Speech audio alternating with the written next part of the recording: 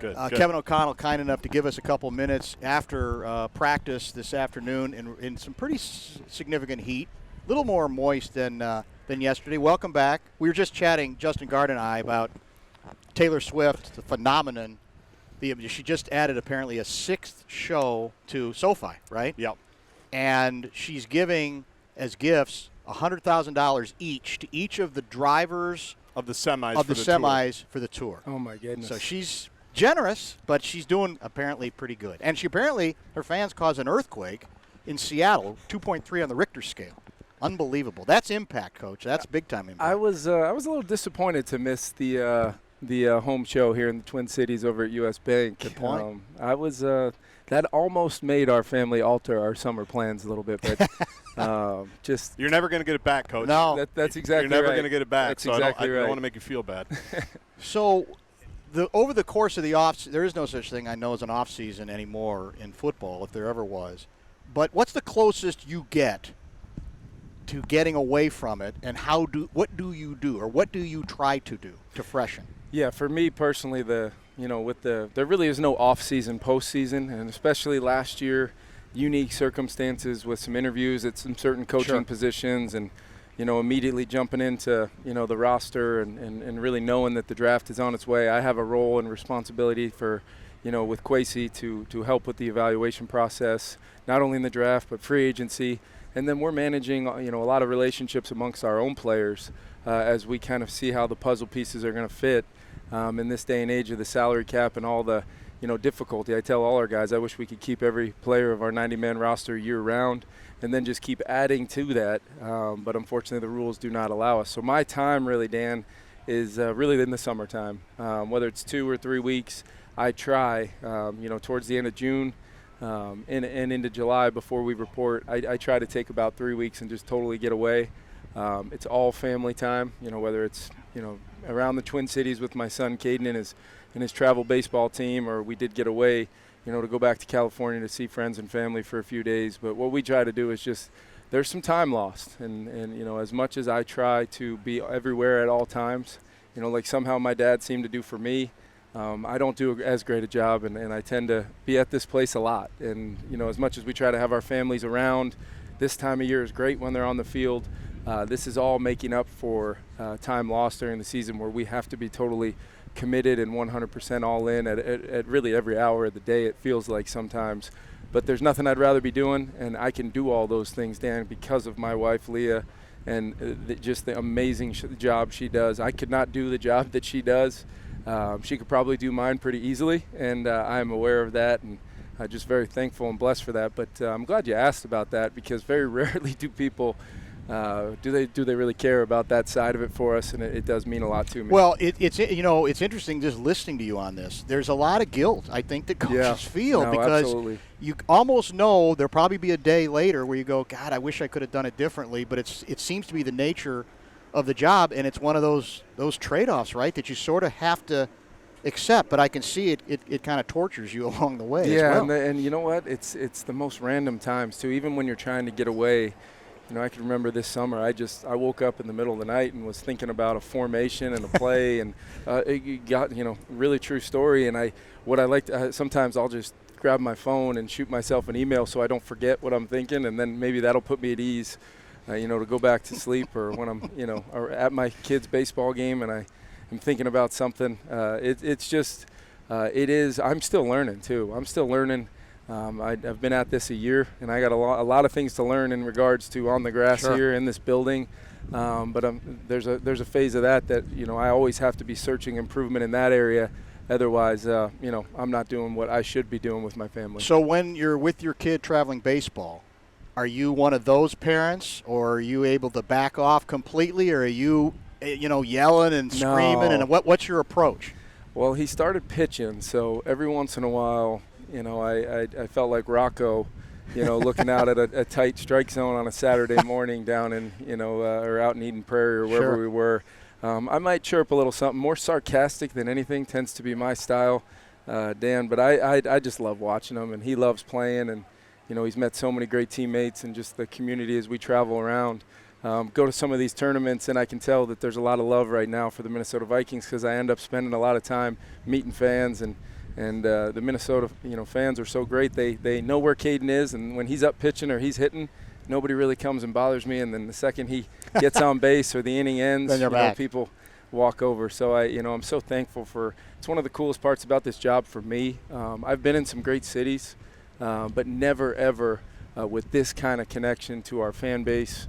Wherever I go, I always love engaging with people because the passion is so real, and it's something I don't take for granted for a day, and I always enjoy those interactions because a lot of coaches around the league, they don't get that kind of daily kind of connection with the fans when they're out and about in the community. So it means the world to me, and I sure hope that continues. So I got here in the fall of 1986. I've been here a while now, and I think you are starting to appreciate what I got pretty quick. Now, pro football is big a lot of places, obviously, but there is no team on the same plateau in this town, pro team, as the Vikings. When the Twins do well, they ascend. When other teams do well, they might ascend for a period of time, but it's different. It is definitely, there is a different place, a different emotional attachment. And what's interesting to me about it, and I don't know if you picked up on this, is there is a little love-hate, or there's a lot of baggage because, well, we haven't gotten to the Super Bowl in a long time, and when we did get to the Super Bowl back then, for the people old enough to remember, they haven't won it yet. So there is sort of this, I want to believe something's happening, and yet there's also this sort of, I'm waiting for the other shoe to drop, right? Do you sense some of that? Well, I can, I do, and that goes with the passion, and I would rather have that and those feelings towards their team than not caring or not feeling like it's a year-round love of their team. And I do think it is born out of love of their team. And a lot of folks that I've met, their dad's dad was a Vikings fan, and then that's what they did. And now, I've seen, I remember seeing last year meeting a family, 3 generations of a family on the sideline before one of our games. I'll tell you this too. I remember it was during the off-season Saturday. The honey-do list came out. I went to Home Depot, and in a matter of about 20 minutes there, I'm not very familiar. So 20 minutes, I got about 2 things in 20 minutes trying to find everything. But in the process, I had about 3 or 4 folks come up to me and just shake my hand and say, "Before I die, Coach." And some of those folks were, they were a little older. So I was saying to myself, well, we better get back to work, Caden, because I don't know how much time we actually have.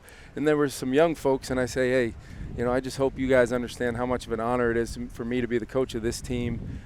Such unbelievable owners, and really what we get to do every day at this place. I'm just trying to get our players to understand, and I think they do, our culture and what we try to thrive for from our standard in our building.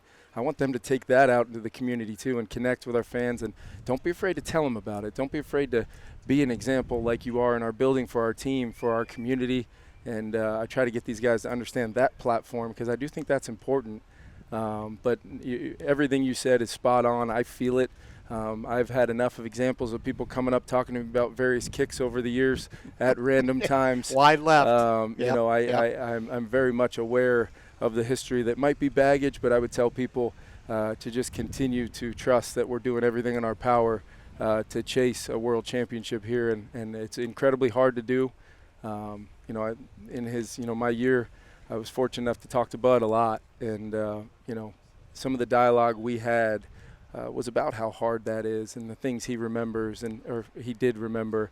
I still keep him with me every day, like he's still going to show up at the building one day for lunch with me, and unfortunately, that's not going to be the case. So I think about it a lot, Dan. Sorry for the long answer. No, that's okay. It's a good answer, and we all miss Bud. He was great on our show over the years. Just a great resource, and I know he was for you as well. Yes. Kevin O'Connell joining us after Vikings practice. You mentioned this is your second go-around now as a head coach. So I think question I've had for a while is, what is it that you think you know now about the job that despite your preparation and trying to talk to people, you couldn't possibly know until you went through it? Anything in particular stand out? Oh, my goodness, there's so much. There's so much, Dan. I just think overall, surface level, just time management. You can read every book in the world. You can think you have a plan for it. But this job requires you to be pulled in a lot of different directions every day, and that's not always X's and O's. That's not always teaching technique and fundamentals. There's a lot of aspects of running a football team, especially the way we do it here. Mm-hmm. So, we're trying to build relationships. We're trying to make sure every single player on our team feels like not only I'm there for them, but off the field as well. Communication through tough times throughout their lives, then pouring into that. And then what does that mean when they leave our building? And it's just a full deal thing, and I refuse to do it any other way.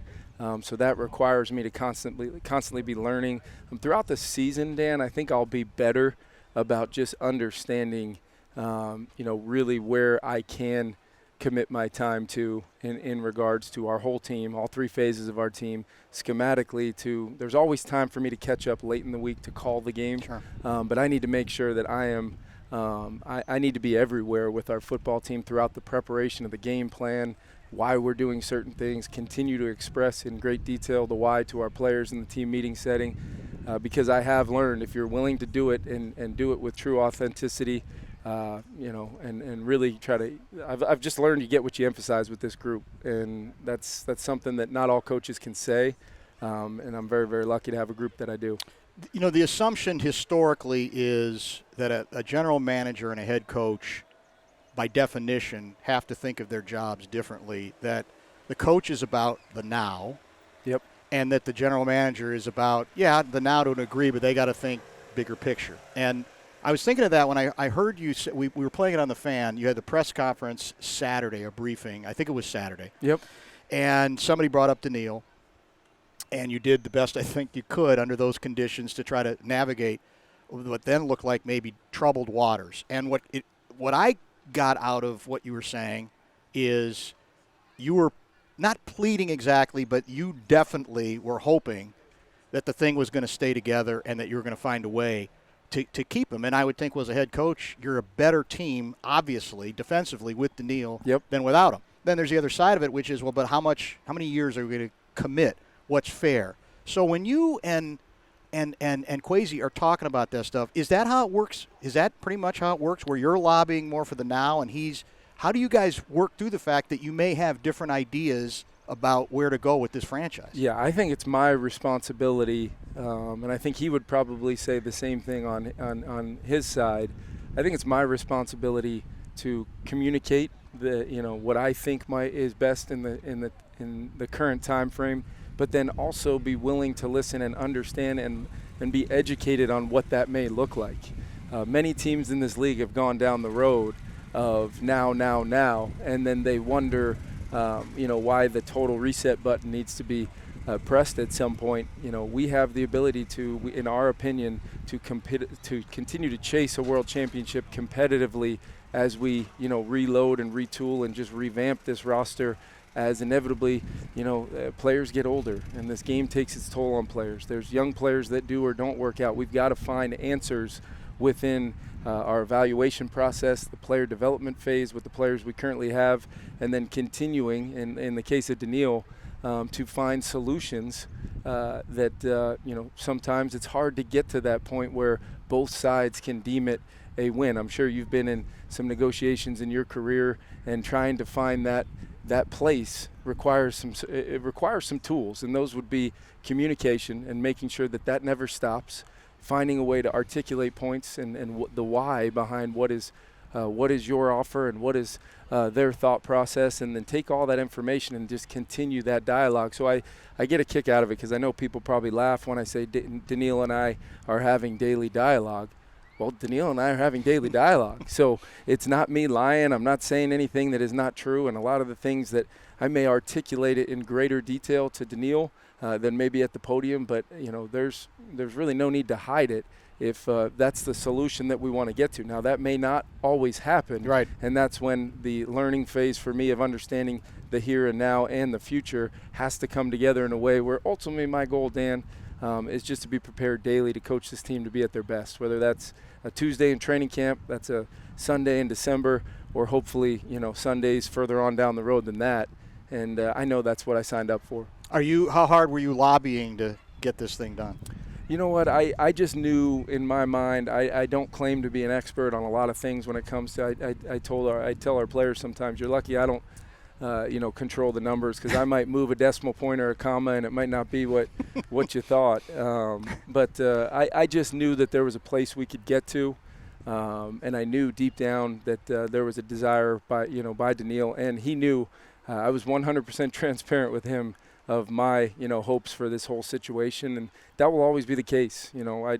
Some coaches might shy away from those conversations, but I feel like that's why I do it the way I do it every day. So those conversations can take place. They're authentic, they're real, and people can trust the things that I say in a business that sometimes that can be hard to do, and I just refuse to do it any other way. Kevin O'Connell joining us. Just a couple more things for you. You mentioned learning, on the job and what you know now that you can't know until you go through it. You've now been around Kirk Cousins for a while. Yep.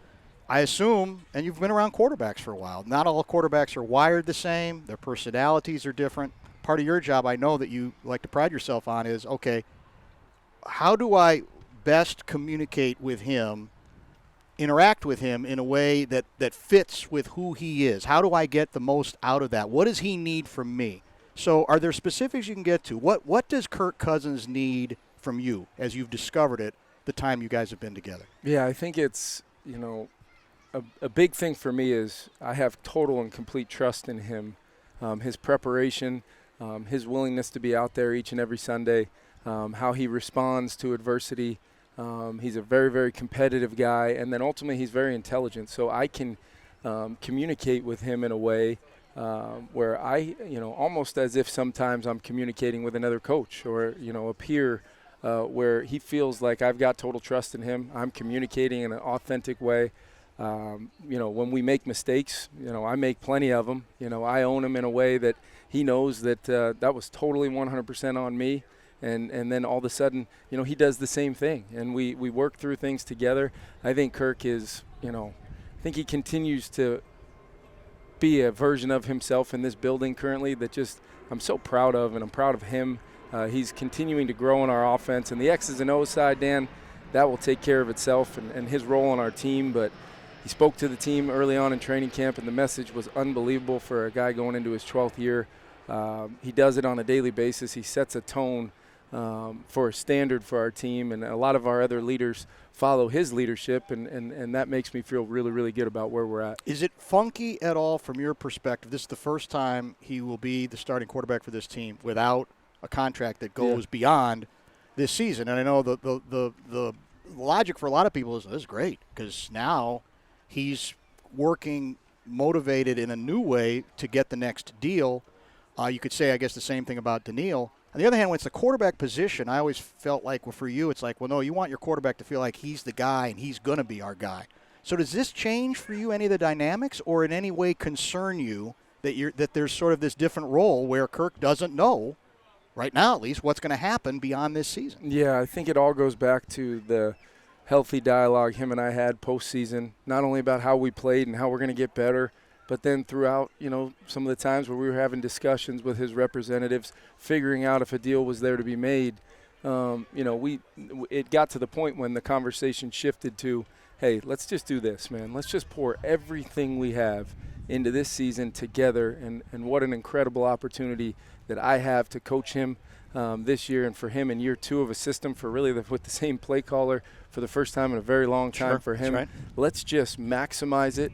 See what that does, see where we can take this thing with his leadership and him quarterbacking our team with some of the great players around him. And then ultimately we'll figure it out. One way or the other, we will figure it out. And whatever that means, this kind of falls in line with an earlier question of yours. My role is making sure he's at his best for 2023 and all the things that encompasses and how we help him do what is the most difficult job in professional sports. How do I play my role in that, from a play caller, from a motivator, to an understander of all of the things that he has to deal with day in and day out, and just help his job be as easy as I possibly can, which even if I'm able to do that as well as I can, he still has the hardest job in sports.